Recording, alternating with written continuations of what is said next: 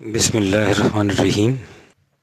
قرآنی فیصلے ہماری بصیرت کے مطابق کتاب کا حصہ اول پیش کیا جا رہا ہے۔ اب نواں باب شروع ہوتا ہے، قرآن کریم، وحی اور الہام۔ گجرانوالہ سے ایک صاحب لکھتے ہیں کہ بعض احمدی حضرات کہتے ہیں کہ قرآن میں رسولوں کی طرف وحی کے علاوہ الہام کا بھی ذکر ہے، اور اس کے لیے وہ سورہ شورى کی آیت نمبر 51 پیش کرتے ہیں۔ اس آیت کی تشریح کر دی جائے۔ طلوع اسلام سورہ شورى کے متعلقہ آیت حسب ذیل ہے: وما كان لبشر أن يكلمه الله إلا وحيا أو من وراء حجاب أو يرسل رسولا فيوحي بإذنه ما يشاء إنه علي حكيم۔ 42/51۔ سادہ زبان میں اس کا ترجمہ یہ ہے کہ کسی انسان کے لیے یہ ممکن نہیں کہ اللہ اس کے ساتھ کلام کرے بجز اس کے اور اس کی طرف وحی بھیجے، یا پردے کے پیچھے سے ہو یا کوئی رسول بھیجے، اور اس طرح اپنے قانون مشیت کے مطابق وحی کر دے۔ یقیناً وہ بلند حکمت والا ہے۔ اب اس کا مفہوم سمجھیے جو بالکل صاف ہے۔ یہاں انسانوں تک خدا کا کلام پہنچنے کے طریقوں کا ذکر کیا گیا ہے۔ انسانوں کی دو قسمیں ہیں، ایک رسول اور دوسرے رسولوں کے علاوہ عام انسان۔ پہلے رسولوں کے متعلق کہا گیا ہے کہ ان تک خدا کا کلام کس طرح پہنچتا ہے۔ اس کے دو طریقے بتائے گئے ہیں۔ ایک اس وحی کے ذریعے جو جبرائیل کی وساطت سے بھیجی جاتی ہے، جیسے رسول اللہ پر وحی آتی تھی، یعنی بذریعہ جبرائیل، جس کے متعلق کہا گیا ہے کہ فَإِنَّهُ نَزَّلَهُ عَلَى قَلْبِكَ 2/97۔ اور دوسرا طریقہ فرشتے کے بغیر براہ راست اس طرح کی آواز سنائی دے لیکن بات کرنے والا خدا دکھائی نہ دے، جیسے حضرت موسیٰ علیہ السلام کی طرف وحی سورہ طٰہٰ میں نودیَ یا موسیٰ کہنے کے بعد فرمایا فَاسْتَمِعْ لِمَا یُوحَىٰ 20/13 اور 11۔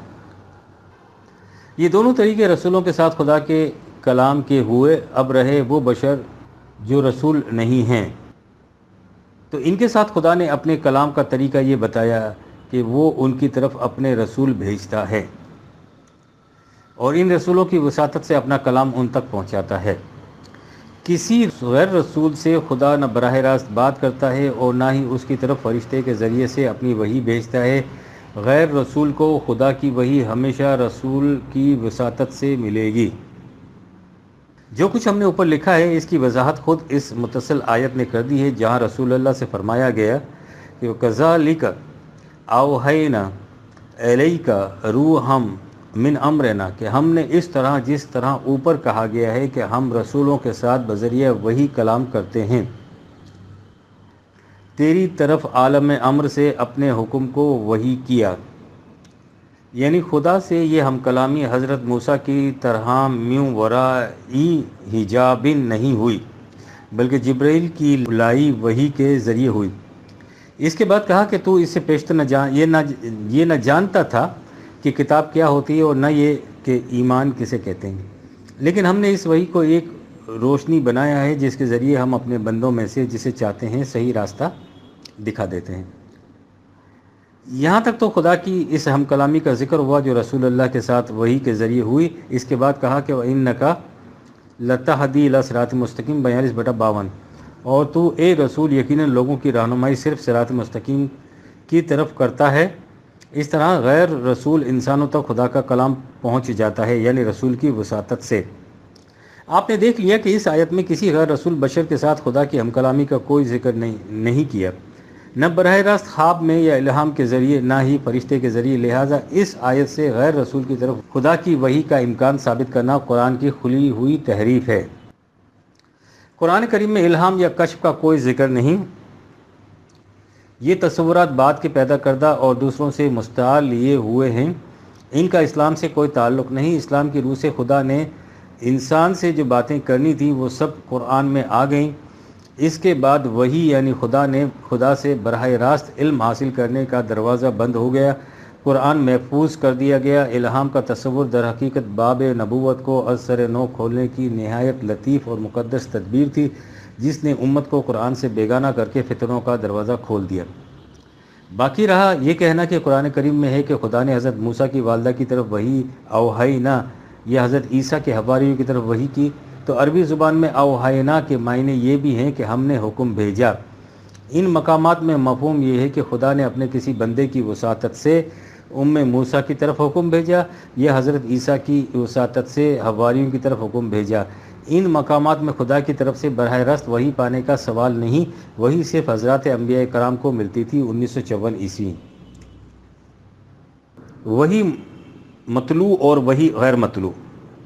کراچی کے قارئین میں سے ایک صاحب نے وحی اور رسالت کے سلسلے میں متعدد نکات کی وضاحت چاہی ہے، انہی سوال اور جواب کی شکل میں درج ذیل کیا جاتا ہے۔ واضح رہے کہ اس قسم کے استفسارات وقتاً فوقتاً طلوع اسلام میں آتے رہتے ہیں، لیکن چونکہ اس مقام پر یہ سب یکجا سامنے آ جائیں گے اس لیے ان کی افادی حیثیت بڑھ جائے گی۔ سوال: قرآن میں ہے کہ اللہ تعالیٰ نے ہر نبی کو وحی دی، لیکن ہر نبی کو کتاب نہیں ملی۔ اس سے ظاہر ہے کہ وحی کتاب کے ساتھ مختص نہیں، لہذا ثابت ہوا کہ وحی قرآن کے باہر بھی ہے۔ جواب: یہ خیال یا عقیدہ کہ ہر نبی کو کتاب نہیں ملی قرآن کریم کے اکثر خلاف ہے۔ قرآن نے واضح الفاظ میں کہا ہے کہ تمام انبیاء کو کتاب دی گئی تھی۔ سورہ بقرہ میں ہے فبعث الله النبيين مبشرين ومنذرين وأنزل معهم الكتاب بالحق 2/213۔ سو اللہ نے انبیاء کو مبعوث کیا، خوشخبری دینے والے اور آگاہ کرنے والے، اور ان سب کے ساتھ معہم حق کے کتاب نازل کی۔ حقیقت یہ ہے کہ انبیاء کی وحی اور ان کی کتاب ایک ہی چیز ہے۔ خدا کی طرف سے انسانوں کو رہنمائی ہدایت اس وحی کے ذریعے ملتی تھی جسے وہ انبیاء کی طرف بھیجتا تھا، یہی ان کی کتاب کہلاتی تھی۔ چونکہ ہم اپنی اصطلاح میں کتاب اس محسوس چیز کو کہتے ہیں جو بک کی شکل میں ہمارے ہاتھوں میں ہوتی ہے، اس لیے ہم نے سمجھ لیا ہے کہ نبی کی کتاب اس قسم کی کوئی چیز ہوگی جو اسے بنی بنائی آسمان سے ملتی ہوگی، اور جس نبی کو اس قسم کی کتاب نہیں ملتی ہوگی اسے خالی وحی ملتی ہوگی۔ یہ تصور بالکل طفلانہ ہے۔ کسی نبی کو اس کی کتاب آسمان سے بنی بنائی نہیں ملتی تھی، اسے خدا کی طرف سے وحی ملتی تھی، یہی وحی اس کی کتاب تھی۔ جب وہ وحی ایک کتابی شکل میں لکھ دی جاتی تھی تو وہ ہماری اصطلاح میں کتاب بن جاتی تھی۔ جب قرآن نبی اکرم پر نازل ہوتا تھا تو وہ آپ کی وحی بھی تھا اور آپ کی کتاب بھی۔ جب اس وحی کو حضور نے لکھ کر امت کو دے دیا تو وہ ہماری اصطلاح میں کتاب بن گئی۔ اگر غور سے دیکھا جائے تو ہم بھی جس چیز کو کتاب اللہ کہتے ہیں وہ گتے اور کاغذ کا مجموعہ نہیں ہوتی۔ کتاب اللہ در حقیقت وہ الفاظ ہوتے ہیں جو ان کاغذوں پر لکھے ہوتے ہیں۔ یہی وجہ ہے کہ جب ایک حافظ قرآن پڑھتا ہے تو اگرچہ اس کے سامنے کوئی کتاب نہیں ہوتی، ہم یہی کہتے ہیں کہ وہ کتاب اللہ کی تلاوت کر رہا ہے۔ بہرحال قرآن کی روح سے ہر نبی کی وحی اس کی کتاب ہوتی تھی اور کوئی نبی بغیر کتاب کے نہیں آتا تھا۔ اس خیال کو کہ نبی بغیر کتاب کے آتا ہے مرزا غلام احمد قادیانی نے بڑی شد و مت سے عام کیا۔ ان کا یہ دعویٰ تھا کہ میں نبی ہوں اور رسول نہیں ہوں، اور نبی اور رسول میں فرق یہ ہوتا ہے کہ رسول صاحب کتاب ہوتا ہے اور نبی بلا کتاب کے آتا ہے۔ اس سے آپ اندازہ لگا لیجئے کہ مرزا صاحب قرآن سے کس قدر بے بہرا تھے، اور اسی سے اس کا اندازہ کر لیجئے کہ جو لوگ یہ مانتے ہیں کہ نبی بغیر کتاب کے آتا ہے ان کا قرآن کے متعلق علم کس حد تک ہوتا ہے۔ اسی ضمن میں ایک اور دلچسپ بات سامنے آتی ہے۔ جو لوگ قرآن سے بے بہرا ہونے کی وجہ سے یہ سمجھتے ہیں کہ کچھ نبی صاحب کتاب ہوتے ہیں اور کچھ بغیر کتاب کے، وہ انبیاء کو دو گروہ میں تقسیم کر دیتے ہیں۔ ایک وہ گروہ جنہیں کتاب ملی، دوسرا وہ جنہیں وحی تو ملی لیکن کتاب نہیں ملی۔ جس گروہ کو کتاب نہیں ملی ان کی وحی ان کے خیال کے مطابق کتاب سے باہر رہی، لیکن جن انبیاء کو کتاب مل گئی ان کی وحی کتاب کے اندر آ گئی، جیسے رسول اللہ کو کتاب ملی، لہٰذا ان کی وحی اس کتاب کے اندر آ گئی۔ وَأَوْحِيَ إِلَيَّ هَٰذَا الْقُرْآنُ 6/19۔ لیکن اس کے باوجود لوگ خود اپنی تقسیم کے خلاف یہ بھی مانتے ہیں کہ جن انبیاء کو کتاب ملی ان کی وحی کا کچھ حصہ تو کتاب کے اندر آ گیا اور کچھ حصہ کتاب کے باہر رکھا گیا۔ اسی سے وہ یہ دلیل لاتے ہیں کہ رسول اللہ کی وحی کا ایک حصہ قرآن میں ہے اور دوسرا حصہ احادیث میں۔ ایسا کیوں کیا گیا؟ اس کے متعلق مولانا ابو العالی مودودی صاحب نے یہ جواب دیا تھا کہ اگر تمام وحی قرآن کے اندر رکھ دی جاتی تو اس سے اس کی ضخامت بہت بڑھ جاتی، اور ان کی جماعت کے ایک اور صاحب نے یہ ارشاد فرمایا تھا کہ اس زمانے میں سامان کتابت کی اتنی کمی تھی کہ قرآن کو تو کسی نہ کسی طرح پتوں اور ہڈیوں وغیرہ پر لکھ لیا گیا، لیکن باقی وحی کے لکھنے کے لیے سامان میسر نہیں آ سکتا تھا۔ یا للعجب، جو لوگ ان جوابات پر تو ہنستے ہیں لیکن اس کے باوجود یہ عقیدہ رکھتے ہیں کہ وحی کا کچھ قرآن کے اندر آ گیا ہے اور باقی باہر ہے، وہ بھی اس کا کوئی معقول جواب نہیں دے سکتے کہ ایسی تقسیم کیوں کی گئی، اور جو حصہ قرآن سے باہر رکھا گیا تھا اس کی حفاظت کا رسول اللہ نے کیا انتظام فرمایا تھا۔ ظاہر ہے کہ اس دوسرے حصے کی حفاظت بھی بالکل اسی طرح سے ہونی چاہیے تھی جس طرح پہلے حصے قرآن کی حفاظت کی گئی تھی، اور وہ بھی امت کے پاس حرفاً یقینی اور حتمی طور پر محفوظ ہونا چاہیے تھا۔ سوال: قرآن میں رسول اللہ کے متعلق ہے وَمَا يَنْطِقُ عَنِ الْهَوَىٰ إِنْ هُوَ إِلَّا وَحْيٌ يُوحَىٰ 53/3 اور 4۔ اس سے ظاہر ہے کہ رسول اللہ جو کچھ اپنی زبان مبارک سے ارشاد فرمایا کرتے تھے وہ سب وہی ہوتا تھا، اس لیے اقوال و افعال رسول اللہ میں یہ فرق کرنا کہ اتنا حصہ وحی کی روح سے تھا اور باقی حصہ وحی کی روح سے نہیں تھا، قرآن کے خلاف ہے۔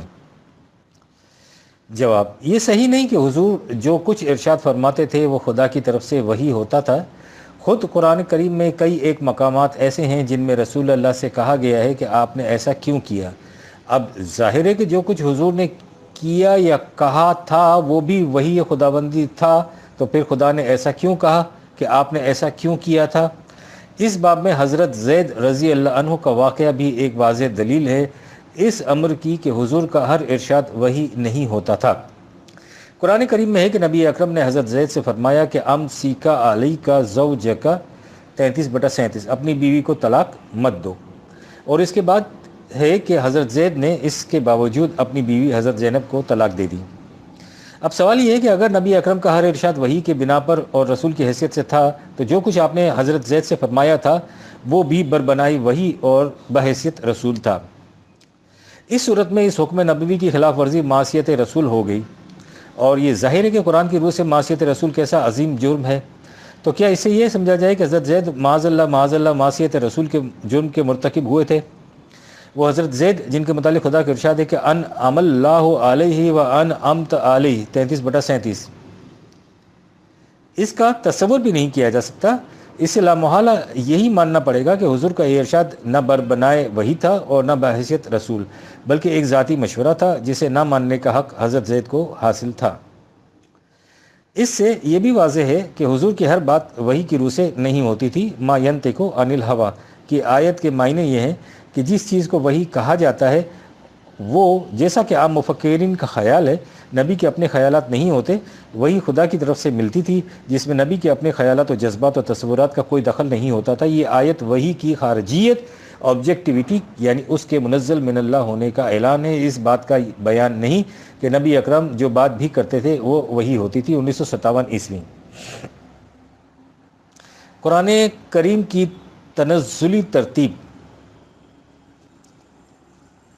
گزشتہ دنوں پشاور میں پاکستان ہسٹری کانفرنس کے سالانہ اجلاس کی صدارت کرتے ہوئے محترم مولانا صاحب نے ایک خطبہ ارشاد فرمایا جس میں اس امر پر زور دیا گیا کہ سب سے اہم کام کرنے کا یہ ہے کہ قرآن کریم کی آیات اور سور کے نزول کی تاریخ متعین کی جائے۔ اس ضمن میں انہوں نے فرمایا، تاریخ قرآن سے میرا منشا یہ ہے کہ اس کلام مقدس کی آیات اور سور کے از منع و امکنائے نزول کے تعین کی صحیح کی جائے۔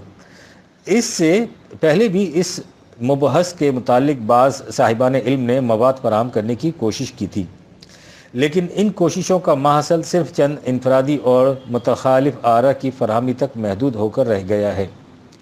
لہٰذا ان کتابوں کی مدد سے کسی صحیح نتیجے پر پہنچنا ہمارے لیے بہت مشکل بلکہ تقریباً ناممکن ہے۔ حالانکہ اسلام کے تمام اوامر و نواہی نیز سیاسی اور اخلاقی تعلیمات کو سمجھنے کے لیے قرآن حکیم کی ترتیب نزولی کا تعین ازحد ضروری ہے، اس لیے کہ قرآن مسلمانوں کی حیات ملی کا ایک مکمل نظام ہے۔ 23 سال کی طویل مدت میں ضرورت اور حالات کے تقاضے کے مطابق اس کا ایک ایک حصہ حضرت صلی اللہ علیہ وسلم پر نازل ہوتا رہا، اور امت کی صلاحیت نیز صالحیت کی بنا پر اس میں تدریجی اضافہ ہوتا رہا۔ اوقات نزول کے تعین سے ہمیں پتہ لگ سکے گا کہ اس وقت امت کی مذہبی، اخلاقی، سماجی اور معاشرتی حالت کیا تھی، اور ہمارے کریم و حکیم رب نے ایک بگڑی ہوئی قوم کی تربیت اور اصلاح کے لیے کن کن تعمیری مدارس کی وساطت سے اسے منازل ارتقاء کی طرف لے جانا چاہا۔ اس سے غافل رہنے کا نقصان یہ ہوگا کہ اللہ کے بندے اپنے مالک کی عطا کی ہوئی رخصتوں اور رعایتوں سے محروم ہو جائیں گے، اور ان کی اصلاح عملاً ناممکن ہو جائے گی۔ عالم اسلامی کے موجودہ مجاہدہ حیات کے دور میں خداوند کریم کی اس شان ربوبیت کی طرف متوجہ ہونے کی اشد ضرورت ہے۔ نمبر 2، قرآن مجید کی 500 آیتوں کو ہمارے متقدمین نے منسوخ قرار دے رکھا تھا۔ اکثر فقہی اور تفسیری مباحث میں اب بھی العموم ناسخ و منسوخ کے دعاوی پیش کیے جاتے ہیں۔ ہر شخص جانتا ہے کہ ناسخ حکم سے منسوخ حکم کا پہلے صادر ہونا ضروری ہے، لیکن جب تک مختلف صورتوں کے نزول کی تاریخ متعین نہ ہو، اس وقت تک کسی صورت کی کسی آیت کو منسوخ قرار دینا درست نہ ہو سکے گا۔ اس لیے صورتوں کی ترتیب نزول کو دریافت کرنا ضروری ہے۔ دوسری طرف منکرین نسخ کے لیے بھی استدلال کے وقت اس تعین کی ضرورت پیش آتی ہے۔ چنانچہ قائلین و منکرین نسخ کے مباحثے کی ضمن میں ایسی مثالیں اکثر ملتی ہیں جہاں صرف دعوی نسخ کو برقرار رکھنے کے لیے بعد کی نازل شدہ سورہ کی بعض آیت کو قبل کا نازل شدہ بتایا جاتا ہے۔ خطرناک تجویز۔ اس تمام احترام کے باوجود جو صاحب کا ہمارے دل میں ہے، ہم یہ کہے بغیر نہیں رہ سکتے کہ وہ اس باب میں روش عامہ میں بہہ گئے ہیں، اور انہوں نے اس پر غور نہیں کیا کہ جو کچھ انہوں نے کہا ہے قرآن کے متعلق وہ کیا نتیجہ پیدا کرتا ہے۔ حقیقت یہ ہے کہ امت کے دل میں قرآن کی طرف سے شکوک و شبہات پیدا کرنے کی جو مذموم کوششیں کی گئی ہیں، ان میں سے ایک یہ بھی تھی کہ اس خیال کو عام کر دیا گیا کہ جب تک قرآن کی آیات کے متعلق یہ معلوم نہ ہو کہ وہ کب نازل ہوئیں اور ان کا شان نزول کیا تھا، قرآن کی تعلیم سمجھ میں نہیں آ سکتی۔ اس کے ساتھ ہی اس خیال کو بھی عام کیا گیا کہ رسول اللہ صلی اللہ علیہ وسلم قرآن کو مرتب کر کے امت کو دے کر نہیں گئے تھے، بلکہ یوں ہی منتشر حالات میں چھوڑ گئے تھے۔ آپ کی وفات کے بعد قرآن کو مرتب کرنے کی کوشش کی گئی۔ ان کوششوں کو 2 حصوں میں تقسیم کیا جاتا ہے۔ شیعہ حضرات کی طرف سے کہا جاتا ہے کہ جب حضرت ابو بکر اور عمر وغیرہ خلافت کے پیچھے پڑے ہوئے تھے تو حضرت علی رضی اللہ عنہ ایک گوشے میں بیٹھے قرآن کی جمع و تدوین کے اہم کام میں مصروف تھے۔ چنانچہ کہا یہ جاتا ہے کہ آپ نے نزول کی ترتیب کے مطابق قرآن کو مرتب کیا، لیکن اس کے برعکس دوسرے صحابہ نے قرآن کو اس شکل میں مرتب کیا جس میں وہ آج ہمارے پاس ہے، اور جس میں تنزیلی ترتیب کا کوئی خیال نہیں رکھا گیا۔ چنانچہ شیعہ حضرات کا عقیدہ ہے کہ قرآن حضرت علی کے جمع کردہ صحیفے ہی سے سمجھ میں آ سکتا ہے۔ یہ صحیفہ کہیں محفوظ ہے اور ایک دن باہر آئے گا، اس وقت صحیح قرآن سمجھ میں آ سکے گا۔ اب ذرا سمجھیے کہ بات کیا ہوئی۔ کہا یہ گیا ہے کہ قرآن اسی صورت میں سمجھ میں آ سکتا ہے جب اس کی ترتیب نزول ہمارے سامنے ہو۔ موجودہ قرآن جسے حضرت علی کو چھوڑ کر دوسرے صحابہ نے مرتب کیا تھا، ترتیب نزول کے مطابق نہیں ہے، اور ترتیب نزول کے مطابق وہ قرآن ہے جسے حضرت علی نے مرتب فرمایا تھا۔ ان خیالات سے غیر شیعہ مسلمان کس حد تک متاثر ہوئے، اس کا اندازہ اس سے لگایا جا سکتا ہے کہ خود یہ بھی ایک ایک آیت کا زمانہ نزول و شان نزول تلاش کرنے لگ گئے۔ چنانچہ آپ ان کی تفاسیر میں دیکھیے کہ ہر آیت کی تفسیر اس کی شان نزول کے ماتحت کی جاتی ہے۔ بالفاظ دیگر انہوں نے اس قرآن کو تو توان و کرہن تسلیم کر لیا جسے عام صحابہ نے مرتب کیا تھا، لیکن اس کے قائل رہے کہ قرآن در حقیقت نزولی ترتیب کی روشنی ہی میں سمجھا جا سکتا ہے۔ ہم اس حقیقت کو بدلائل و شواہد بیان کر چکے ہیں کہ عقیدہ یکسر باطل ہے کہ رسول اللہ صلی اللہ علیہ وسلم قرآن کو ایک مرتب شکل میں نہیں دے گئے تھے۔ جو قرآن اس وقت ہمارے ہاں موجود ہے، رسول اللہ صلی اللہ علیہ وسلم اسے اسی صورت میں مرتب کر کے امت کو دے کر گئے تھے۔ اس حقیقت کے بعد یہ سوال پیدا ہوتا ہے کہ اگر مولانا صاحب کے الفاظ میں اسلام کے تمام عوامر و نواہی نیز سیاسی و اخلاقی تعلیمات کو سمجھنے کے لیے قرآن حکیم کی ترتیب نزولی کے تعین ازد ضروری ہے، تو خود رسول اللہ صلی اللہ علیہ وسلم نے قرآن کو نزولی ترتیب کے مطابق مرتب کیوں نہ فرمایا تاکہ قرآن آسانی سے سمجھ میں آ سکتا ہے۔ یہ عجیب بات ہوئی کہ رسول اللہ صلی اللہ علیہ وسلم ایک نئی ترتیب کے مطابق قرآن کو مرتب کر کے دے گئے، اور اس کے بعد امت کو کاوش کر کے تحقیق کرنا پڑا کہ ان آیات و سور کی ترتیب نزول کیا ہے۔ امت کی یہ کاوش و تحقیق بھی جو نتیجہ پیدا کر سکی وہ مولانا صاحب کے الفاظ میں اس سے زیادہ نہیں کہ ان کتابوں کی مدد سے کسی صحیح نتیجے پر پہنچنا ہمارے لیے بہت مشکل ہے، بلکہ تقریباً ناممکن ہے۔ یہ کیسے ممکن ہے؟ مولانا صاحب نے اس مشکل کا حل یہ بتایا کہ اب امت کوشش کرے کہ آیات قرآن کی نزولی ترتیب کا یقینی طور پر تعین ہو جائے۔ ہم دریافت یہ کرنا چاہتے ہیں کہ امت کے پاس وہ ذریعہ کون سا ہے جس سے وہ آیات قرآنی کی ترتیب کو یقینی طور پر متعین کر لے گی۔ اس کے بعد لے دے کہ متقدمین کی کتابیں ہی تو ہیں جس کے متعلق خود مولانا صاحب فرما چکے ہیں کہ ان کے ذریعے ترتیب کا تعین مشکل ہی نہیں بلکہ ناممکن ہے۔ لہٰذا صورتحال یوں ہوئی کہ اسلام کے تمام اوامر و نواہی نیز سیاسی و اخلاقی تعلیمات کو سمجھنے کے لیے قرآن کریم کی ترتیب نزولی کے تعین اثر ضروری ہے۔ یہ تعین ان کتابوں کے ذریعے سے تو ہو نہیں سکتا جو اس موضوع پر متقدمین نے لکھی ہیں، اور ان کتابوں کے علاوہ اور کوئی ذریعہ ہو ہی نہیں سکتا جس سے ہم آج 1400 سال کے بعد یہ طے کر سکیں کہ آیات قرآن کی نزولی ترتیب کیا تھی۔ لہٰذا نتیجہ یہ نکلا کہ قرآن کی تعلیم امت کی سمجھ میں آ ہی نہیں سکتی۔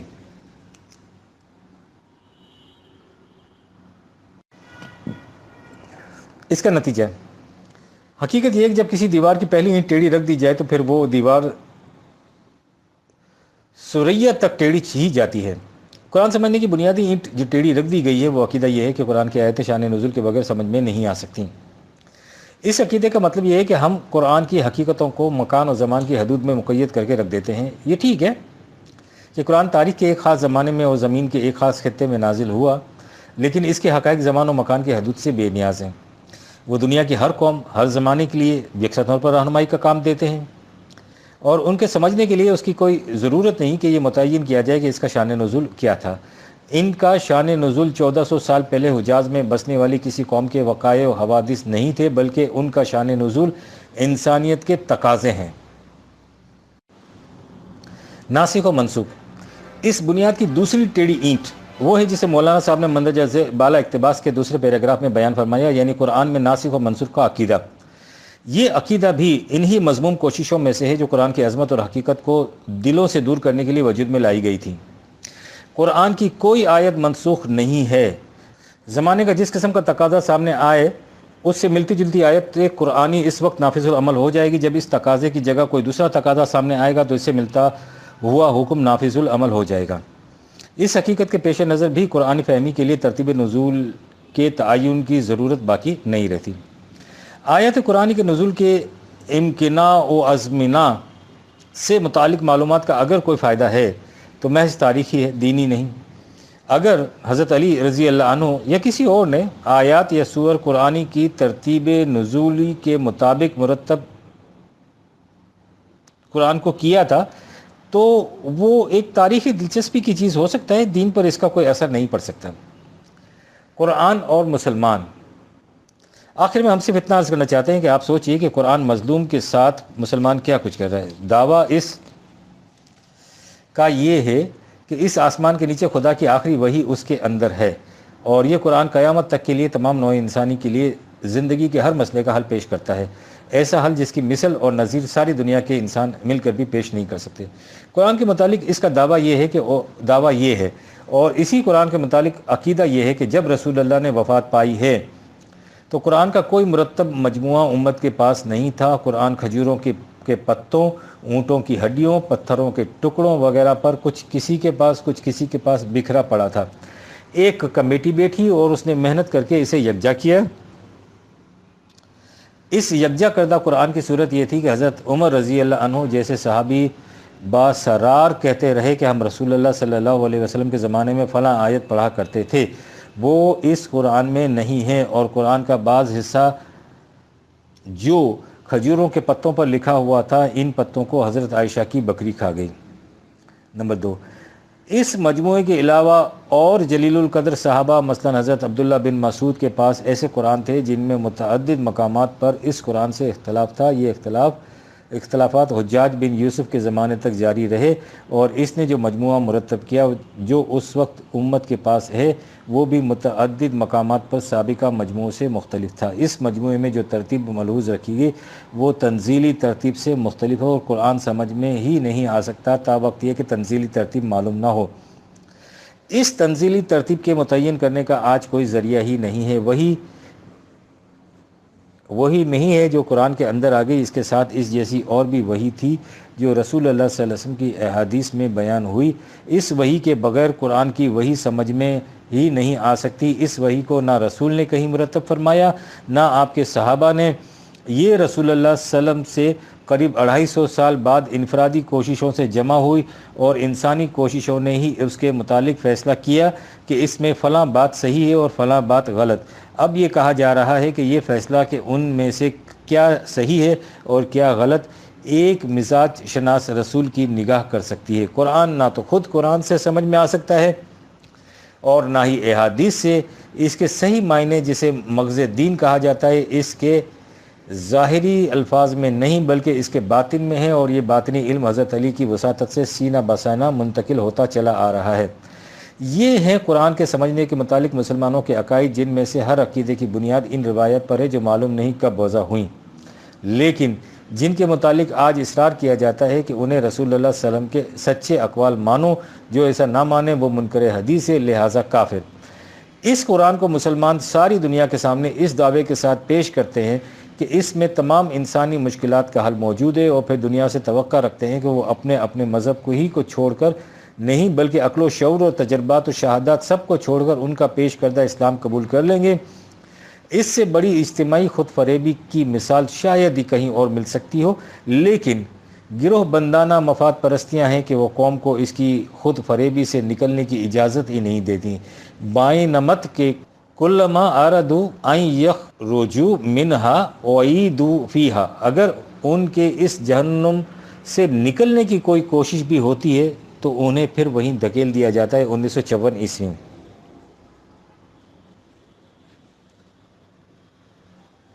حفاظت قرآن۔ ایک صاحب لکھتے ہیں،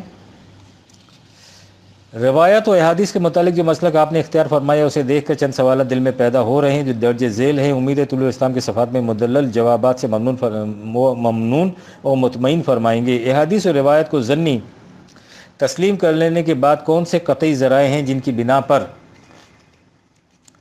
ہم موجودہ قرآن کی قطعیت تسلیم کریں، جبکہ یہ قطعی طور پر معلوم ہے کہ علماء حنفیہ و شافعیہ آج تک یہ فیصلہ نہ کر سکے کہ بسم اللہ سورہ فاتحہ کا جز ہے یا نہیں، حالانکہ یہ اختلاف انکار قرآن پر منتج ہوتا ہے۔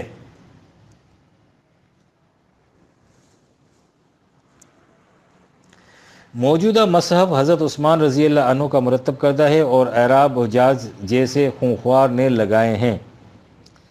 ابن مسعود سے سورہ واللیل کے الفاظ وما خلق الذکر والانثی کی جگہ دوسری طرح منقول ہے۔ تلاوت کے 7 مختلف طریقے مروج ہیں جن میں بسا اوقات مفہوم و معانی میں اختلاف پڑ جاتا ہے۔ آیات منسوخ التلاوت کو آج تک علماء اسلام مانتے چلے آ رہے ہیں۔ ان وجوہات کے پیش نظر ہم کن وجوہ پر مصحف عثمانی کو قطعی اور کلام الہی تسلیم کرتے ہیں؟ یہ اشکال جس طرح قائلین حدیث پر وارد ہوتا ہے اسی طرح آپ بھی اس الزام سے بری نہیں ہو سکتے۔ محض عقلی دلائل کافی نہیں ہیں، ورنہ کل کوئی دوسرا محقق آپ کے نظریات کو عقلی دلائل سے باطل ٹھہرائے گا اور اسی طرح یہ ختم نہ ہونے والا سلسلہ شروع ہوگا۔ امید ہے کہ آپ مجھے کافی حد تک مطمئن کرنے کی کوشش فرمائیں گے۔ جواب: مستفسر صاحب کے اس خط میں چند ایک باتیں وضاحت طلب تھیں اور ہم چاہتے تھے کہ اس کا جواب لکھنے سے پہلے ان باتوں کی وضاحت ان سے کرا لی جائے، لیکن انہوں نے اپنے خط میں اپنا پتہ نہیں لکھا، اس لیے مجبور ہیں کہ ان کے استفسارات سے جو کچھ ہم سمجھ سکے ہیں اسی کے مطابق اس کا جواب لکھ دیا جائے۔ تاریخ کی اہمیت۔ اصل مقصود پر آنے سے پہلے ضروری معلوم ہوتا ہے کہ تاریخ کی صحیح پوزیشن کے متعلق مختصراً کچھ عرض کر دیا جائے۔ ظاہر ہے کہ تاریخ کسی خاص زمانے کے احوال و قوائف اور واقعات کا بیان ہوتا ہے۔ تاریخ کو قرآن نے بڑی اہمیت دی ہے، اس لیے کہ اس سے نوع انسانی کے فکری اور تمدنی ارتقاء کے متعلق معلومات حاصل ہوتی ہیں، اور یہ حقیقت بھی سامنے آ جاتی ہے کہ جب کسی قوم نے فلاں نہج کی زندگی اختیار کی تو اس کا نتیجہ کیا نکلا، اور آج اگر ہم بھی اسی نہج کی زندگی گزاریں گے تو اسی قسم کا نتیجہ ہمارے سامنے آئے گا۔ لیکن تاریخ کی تدوین مختلف حالات اور اثرات کے ماتحت ہوتی چلی آئی ہے۔ اور یہ حقیقت تاریخ کے طالب علموں سے پوشیدہ نہیں کہ تاریخ صحیح اور غلط دونوں قسم کے واقعات اور تاثرات پر مشتمل ہوتی ہے۔ ارباب تاریخ نے انسانوں کی تاریخی یادداشتوں کو پرکھنے کے لیے بڑی محنت کی ہے اور ان کی تحقیقی کاوشوں میں نت نئے اضافے ہوتے رہتے ہیں، لیکن بائیں ہما یہ حقیقت اپنی جگہ پر موجود ہے کہ تاریخی یادداشتیں یقین کی حد تک نہیں پہنچ سکتی۔ ارباب تحقیق جو کچھ کر سکتے ہیں وہ یہی ہے کہ کسی زمانے کے متعلق جو دلائل و شواہد ہسٹوریکل ایویڈنس میسر آ سکیں ان کی روشنی میں تاریخی یادداشتوں کو پرکھ کر اتنا کہہ سکیں کہ فلاں بات زیادہ قرین قیاس ہے۔ ان دلائل و شواہد میں بعض باتیں دوسروں کی نسبت زیادہ قابل اعتماد سمجھی جاتی ہیں۔ مثلاً مصریات میں جب کسی بادشاہ کی ممی مل جاتی ہے اور اس کے ساتھ کچھ تختیاں بھی ہوتی ہیں جس پر اس بادشاہ اور اس کے عہد کے متعلق یادداشتیں منقوش ہوتی ہیں، تو ارباب تاریخ اس عہد کی تاریخی یادداشتوں کو ان تختیوں کے نوشتوں کے ساتھ ملاتے ہیں اور ان تختیوں کو زیادہ قابل اعتماد سمجھ کر انہی کو معیار تصدیق و تکذیب قرار دیتے ہیں۔ اس باب میں مسلمانوں کی کیفیت کچھ مختلف ہے۔ ہمارے پاس ایک ایسی تختی لوح محفوظ موجود ہے جس کے متعلق ہمارا ایمان ہے کہ وہ خدا کی طرف سے نازل شدہ ہے اور اپنی محفوظ شکل میں،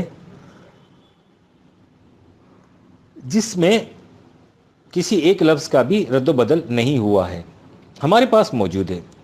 ظاہر ہے کہ جب ہمارے پاس اس قسم کا یقینی ذریعہ علم موجود ہے تو تاریخ کا جس قدر حصہ اس یقینی معیار کے مطابق پرکھا جا سکتا ہے اس کے لیے اسے یقینی معیار قرار دینا ہمارے ایمان کا تقاضا ہے۔ ہم جب کہتے ہیں کہ روایات کو جو ہمارے ایک دور کی تاریخی یادداشتیں ہیں قرآن کے یقینی معیار پر پرکھنا ضروری ہے تو اس سے مفہوم یہی ہوتا ہے۔ تاریخ اور دین کا معاملہ عام تاریخ سے بالکل مختلف ہے۔ عام تاریخ میں جس چیز کو آج صحیح مانا جاتا ہے وہ کل غلط ثابت ہو سکتی ہے، لیکن دین کے لیے ہر وقت یقینی ہونا ضروری ہے۔ دین کی مشینری اسی صورت میں اپنے صحیح نتائج مرتب کر سکتی ہے جبکہ اس کا ایک ایک پرزہ اصلی، اوریجنل اور یقینی جینین ہو۔ اگر اس میں کوئی ایک پرزہ بھی ایسا ہے جس کے متعلق ہم یقین سے نہیں کہہ سکتے کہ یہ اصلی اور حقیقی ہے یا نہیں، تو ہم مشینری کے صحیح نتائج پر کبھی پورا اعتماد نہیں کر سکتے۔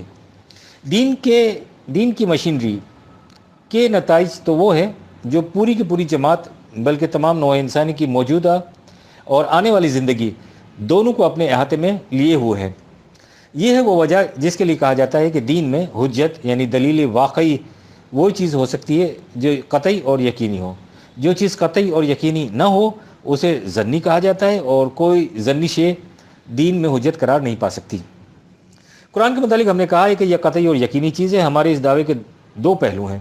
ایک تو یہ کہ بحیثیت مسلمان ہونے کے ہمارا ایمان ہے، اور اس ایمان کی بنیاد یہ ہے کہ خود قرآن کریم میں یہ موجود ہے کہ قرآن کی حفاظت کا ذمہ خود اللہ تعالیٰ نے لیا، اور صاف لفظوں میں فرمایا کہ اِنَّا نَحْنُ نَزَّلْنَا الذِّكْرَ وَإِنَّا لَهُ لَحَافِظُونَ 15/9۔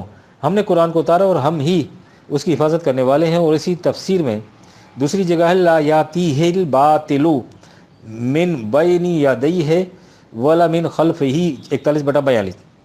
باطل نہ اس کے آگے سے اس کے پاس پھٹک سکتا ہے اور نہ پیچھے سے۔ لہٰذا ایک مسلمان کا یہ ایمان ہے کہ قرآن اپنی محفوظ شکل میں چلا آ رہا ہے اور اسی طرح سے محفوظ شکل میں آگے چلا جائے گا۔ اگر کوئی تاریخی یادداشت اس دعوے کے خلاف جاتی ہے یا اس میں شک و شبہ پیدا کرنے کا موجب بنتی ہے تو ایک مسلمان بلا ادنا تعامل اسے رد کر دے گا۔ کیوں؟ کہ قرآن کی محفوظیت خود اللہ تعالیٰ نے اپنے ذمہ لے رکھی ہے اور اللہ تعالیٰ کی اس ذمہ داری پر ہمارا ایمان ہے۔ لیکن ایک غیر مسلم ہمارے اس دعوے سے مطمئن نہیں ہو سکتا، وہ اپنے اطمینان کے لیے اور قسم کے دلائل چاہتا ہے۔ اس لیے ہمارے لیے ضروری ہے کہ ہم اس دعوے کے اسبات میں اس قسم کے دلائل بھی پیش کریں جنہیں ارباب تاریخ اپنے ہاں معیار مقرر قرار دیتے ہیں۔ اس باب میں ہم صرف اتنا کہنا چاہتے ہیں کہ یہ کوئی نیا سوال نہیں ہے جو آج ہمارے سامنے آیا ہو۔ مغرب کے محرکین از خود صدیوں سے اس کی تحقیق کر رہے ہیں کہ جو قرآن اس وقت مسلمانوں کے پاس ہے اس میں اور اس قرآن میں جسے رسول اللہ نے مسلمانوں کو دیا تھا کوئی اختلاف ہے یا نہیں ہے، اور وہ اپنی پوری تحقیق کے بعد اس نتیجے پر پہنچے ہیں کہ اگرچہ تمام مذہبی صحائف خدا کی طرف سے نازل ہوئے تاہم صرف قرآن کریم ہی ایک ایسا آسمانی صحیفہ ہے جس میں ذرا بھی رد و بدل نہیں ہوا اور وہ اپنی اصلی شکل میں محفوظ ہے۔ بورڈنس ایم اسٹین، غیر مسلم مورخین کا اعتراف۔